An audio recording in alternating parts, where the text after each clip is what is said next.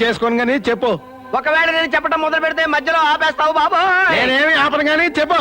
ఒకవేళ ఆపమంటే నేను ఆపమన్నా. ఒకవేళ ఆపమంటే నీ ఇష్టం వచ్చిన పని నేను చేస్తానయ్యా. చేస్తావా? చేస్తావా? చేస్తాను. నీ చెల్లించి పెళ్లి చేస్తావా? ఆడు చేయకపోతే మేము దగ్గర చేయిస్తా, నువ్వు చెప్పవయా? ఆ ముక్క చిదంబరం గాని చెప్పమాను. చేస్తాను చెప్పు. అయితే విను.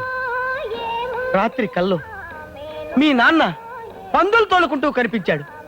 మీ అమ్మ ఊర కుక్క లాంటి నిన్ను, గిన్నె కొడి లాంటి మీ చెల్లిని కని పెంచలేక వీధుల్లో అమ్మా అమ్మా అని అడుక్కుతుంటుంది.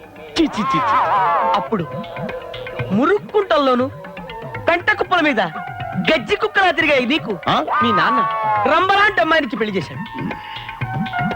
శోభనం రోజు రాత్రి నలుగురు రాక్షసులు నీ పెళ్ళాన్ని ఎత్తుకుపోయి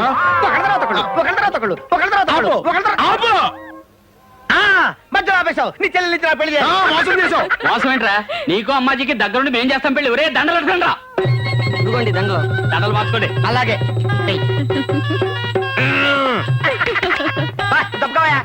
బావా మమ్మల్ని ఆశీర్వదించు బావా. మిమ్మల్ని కాకపోతే ఇంకెవరిని ఆశీర్వదిస్తాను?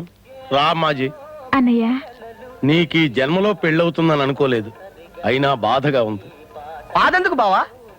నా చెల్లికి చిన్నప్పుడే పెళ్ళయింది, కానీ పెళ్ళైన రెండో రోజునే దేవుడు లారీ రూపంలో వచ్చి దీని మొగుడిని ఎత్తుకుపోయాడు. అరగంట క్రితం వరకు నా చెల్లి విడో. విడో? మామూలు విడో కాదు బావా, యంగ్ విడో. మొగుడు పోయిన మూడో రోజునే నలుగురు దుర్మార్గులు దీన్ని తీసుకుపోయి మానభంగం చేసేశారు. మానభంగమా? ఇందాక నీకొచ్చింది కళ, ఇది వాస్తవం బావా. నన్ను క్షమించప్పాజీ. పర్వాలేదమ్మాజీ, పద రాజమండ్రి వెళ్దాం. రాజమండ్రా? ఎందుకు? అక్కడ పవిత్ర గోదావరిలో నేను అమ్మాజీ స్నానం చేసి పవిత్రంగా మా జీవితాన్ని